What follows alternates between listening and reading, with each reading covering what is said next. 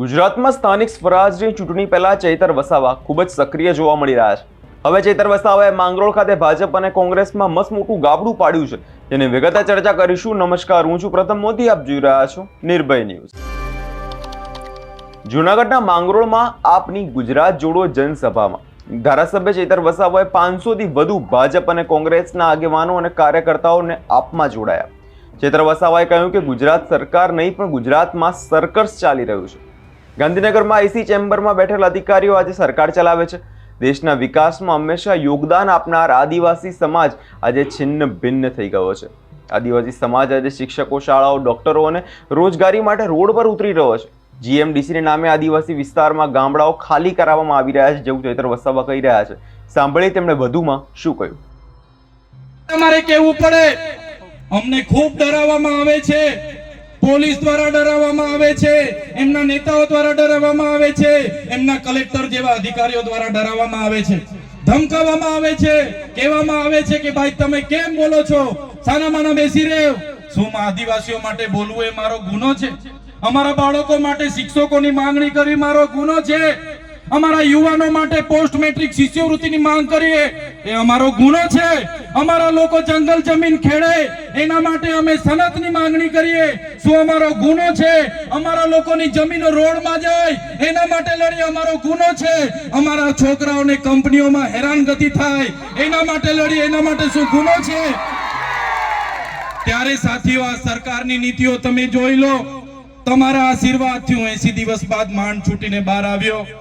અને બહાર આવ્યો, મારા સ્નેહલભાઈ, મારા દેવાભાઈ, મારા દયારામભાઈએ કીધું, ચૈતરભાઈ તમારા જામીન અમે જેમ તેમ કરીને કરાવી લીધા છે, પણ તમારે ડેડિયાપાડામાં પ્રવેશ નથી કરવાનો.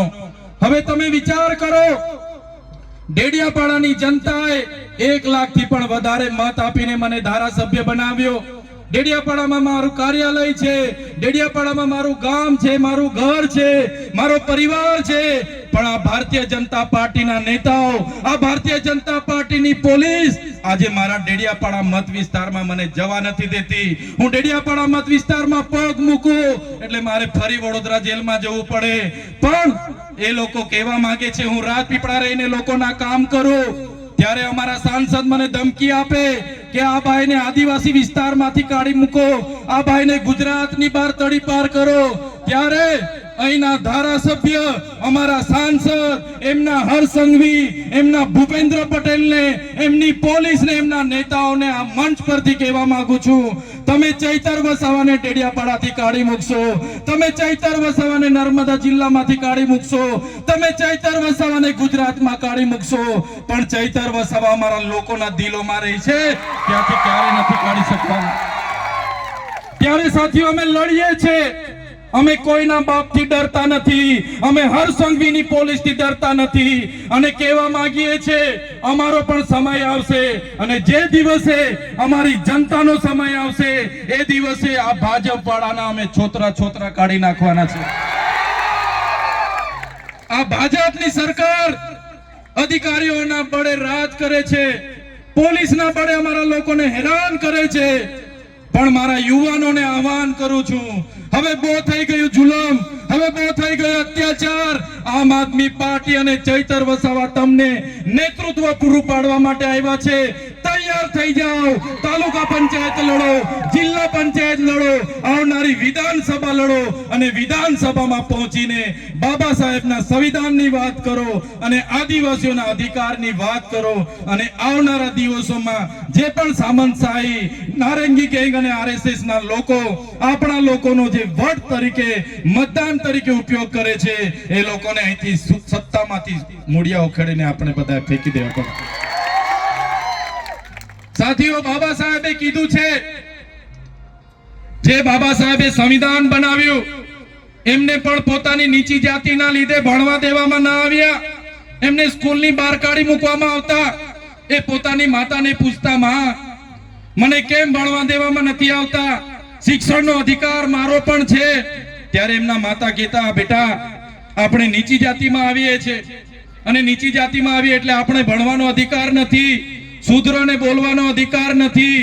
ત્યારે બાબા સાહેબે નિશ્ચય કર્યો, 32 જેટલી ડિગ્રીઓ દેશ અને વિદેશમાં ભણીને લાવ્યા, 4 PhD ની ડિગ્રીઓ લાવ્યા, અને બાબા સાહેબે ત્યારે જે નિશ્ચય કર્યો હતો, જે પુસ્તક, જે મનુસ્મૃતિ અમારા લોકોને ભણવાનો અધિકાર નથી આપતી, એ મનુસ્મૃતિમાં અમારી મહિલાઓને અધિકારો નથી, આદિવાસીઓને અધિકારો નથી, દલિતોને અધિકારો નથી, એ મનુસ્મૃતિનું રાજ હું બદલી નાખીશ, અને એમણે બદલી નાખ્યું અને દેશમાં સંવિધાનનું રાજ બાબા સાહેબ લાવી દીધું.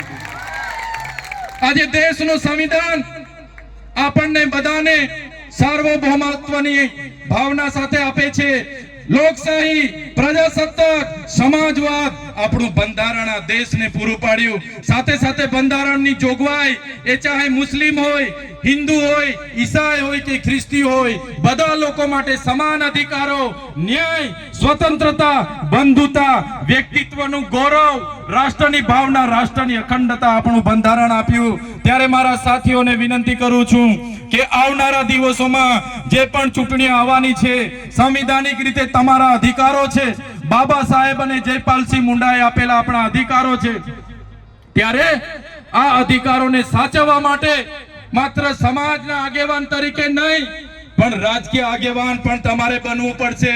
બંધારણની આપણી અનુસૂચિ 5 ના રક્ષણ માટે, પૈસા એક્ટના રક્ષણ માટે, 73AA ના રક્ષણ માટે, એટ્રોસિટી એક્ટના રક્ષણ માટે, આપણી જમીનો બચાવવા માટે, આપણી જળ, જંગલ અને ખનીજો પરના અધિકારો બચાવવા માટે આવનારા દિવસોમાં તમારે બધાએ રાજનીતિમાં આવવું પડશે, અને આ લોકોને સત્તાથી આપણે ઉખેડીને ફેંકી દેવું પડશે. ખાતે મળી છે, એમાં અમારા દક્ષિણ ઝોનના ઇન્ચાર્જ એવા રામભાઈ ધડુક અને આ વિધાનસભાના પ્રભારી એવા સ્નેહલભાઈની આગેવાનીમાં ખૂબ મોટી સંખ્યામાં વડીલો, યુવાનો અને માતા બહેનો જોડાયા છે. અને આજે ભાજપ અને કોંગ્રેસમાંથી 500થી પણ વધારે કાર્યકરો અમારા આમ આદમી પાર્ટી પરિવારમાં જોડાયા છે, જેમનું અમે સ્વાગત કરીએ છીએ. ત્યારે આપે સૌએ જોયું હશે, આજે ગુજરાતમાં કોઈ સરકાર નથી ચાલતી, આજે ગુજરાતમાં સર્કસ ચાલે છે. ઘડીકમાં મંત્રીઓ બદલે છે, ઘડીકમાં તંત્રીઓ બદલે છે, ઘડીકમાં એમના નાયબ મુખ્યમંત્રી ભલભણા વરઘોડો તો નીકળે છે જેવા નિવેદનો કરે છે. આજે ગુજરાતની જનતા કંટાળી ગયેલી છે. એમના રિંગ માસ્તરો દિલ્હીથી જેટલું કે એટલું ગુજરાત ચાલે છે. થોડા ઘણા અધિકારીઓ જે એસી ચેમ્બરોમાં ગાંધીનગર બેઠા છે, સરકાર ચલાવે છે. આજે જનતાને શું મળે છે? આજે જનતા પહેલાં આધાર કાર્ડો માટે લાઈનો પર હતી, રેશન કાર્ડના કેવાયસી માટે લાઈનો પર હતી, ખેડૂતોના રજિસ્ટર માટે લાઈન પર હતી, અને આજે SIR માટે લાઈનો પર છે. નોટબંધીઓમાં લાઈનો હતી, કોરોનામાં ઘરમાં હતા. તો જનતા તો એટલી બધી ત્રાસી ગઈ છે આ સરકારથી કે આ સરકાર એક સર્કસ ચાલતું હોય એવું બધું પ્રદર્શન કરી રહી છે. માત્ર પોલીસ અને એમના અધિકારીઓથી ગુજરાતમાં રાજ ચાલે છે, જે આવનારા દિવસોમાં અમે ચલાવવાના નથી. આદિવાસી સમાજ હોય, માઇનોરિટી હોય, SC કે OBC સમાજ હોય, જ્યારે પણ દેશને જરૂર પડી, આઝાદીમાં પણ અમારા પૂર્વજો લડ્યા છે, દેશના વિકાસમાં પણ અમે લોકોએ ખૂબ મોટું યોગદાન આપ્યું છે. આજે જળ, જંગલ, જમીન અને પ્રકૃતિ સાથે રહેનારો આદિવાસી સમાજ છીનભીન થઈ ગયો છે, સ્થળાંતર થઈ ગયો છે. અને આદિવાસી સમાજ આજે શિક્ષકો માટે રોડ પર ઉતરે, શાળા માટે રોડ પર ઉતરે, ડૉક્ટરો માટે રોડ પર ઉતરે, યુવાનોની રોજગારી માટે રોડ પર ઉતરે. અને આ વિસ્તારમાં GMDCના નામે ગામડા તમે ખાલી કરાવો. આજે અમારા યુવાનોને અહીંયા કંપનીઓમાં શોષણ થાય. આ ગોલ્ડી સોલાર જેવી કંપનીઓ અમારા યુવાનોને 12 કલાક કામ કરાવે, યોગ્ય પગાર ના આપે. એટલે હવે અમે ચલાવવાના નથી. જો અમારા લોકોને ન્યાય નહીં મળશે તો અમે આવેદન, નિવેદન, જિંદાબાદ, મુર્દાબાદ, લડેંગે, જીતેંગે બધું હવે બંધ કરવાના છે. અમે હવે જો સરકાર અમારા લોકોનું નહીં વિચારશે તો અમે ગાંધીનગર તરફના રસ્તે આગળ વધીશું, અને ગાંધીનગરમાં ખૂબ મોટું આંદોલન થશે. એટલે માટે અમે કહેવા માગીએ છીએ કે હવે જે પરિવર્તન આવવાનું છે, ત્યારે યુવાનો રાજનીતિમાં આવે, વડીલો રાજનીતિમાં આવે, કોઈની પણ સંબંધ શરમ રાખ્યા વગર લડે, જીતે અને ગુજરાતમાં પરિવર્તન લાવવા માટે અમને નીકળ્યા છે, ત્યારે અમને સમર્થન આપે એવી આપના માધ્યમથી વિનંતી કરું છું. ચિત્રભાઈ, આવનાર સ્થાનિક સ્વરાજની ચૂંટણીઓ આવી રહી છે, આ જાહેર સભા પરથી શું ઉકાર કરો છો? આ જાહેર સભામાં અમે કીધું કે હવે જે લોકો સારા છે, લોકોનું કામ કરવા માગે છે, કેટલાક ભાજપના પણ સારા છે, કોંગ્રેસના પણ, જેમને એમને ત્યાં તાલુકા જિલ્લા લડવા માટે એ પાર્ટીઓ તક નથી આપતી, એવા લોકો પણ અમારી સાથે આવે. અમે નેતૃત્વ પૂરું પાડવા તૈયાર છે. આવો બધા સાથે મળીને તાલુકા, જિલ્લા, નગરપાલિકાઓ લડીએ, જીતીએ, અને આવનારી વિધાનસભા 2027 પણ લડીએ. અમે સ્વતંત્ર લડવાના છે. અમારે કોઈની સાથે ગઠબંધન નથી. તમામ બેઠકો પર આમ આદમી પાર્ટી સ્વતંત્ર લડશે અને આમ આદમી પાર્ટી જીતશે. ચૈત્ર વસાવાએ સરકાર પર આકરા પ્રહારો કર્યા છે અને કહ્યું છે આદિવાસી વિસ્તારોમાં સ્થાનિક આદિવાસી યુવકોને 12 કલાક કામ કરાવી શોષણ કરવામાં આવે છે, યોગ્ય પગાર પણ આપવામાં આવતો નથી અને આ બધી વસ્તુઓ હવે ચલાવી લેવામાં આવશે નહીં. અને હવે જો તમે અમારી વાત નહીં સાંભળો તો હવે અમારે ગાંધીનગર આવવું પડશે, જેવું ચૈત્ર વસાવાએ કહ્યું છે. આ વિષયને લઈને આપનો શું અભિપ્રાય છે તે કમેન્ટ કરી જરૂરથી જણાવજો અને અમારી ચેનલ નિર્ભય ન્યૂઝને લાઇક, શેર અને સબસ્ક્રાઇબ કરવાનું ભૂલશો નહીં.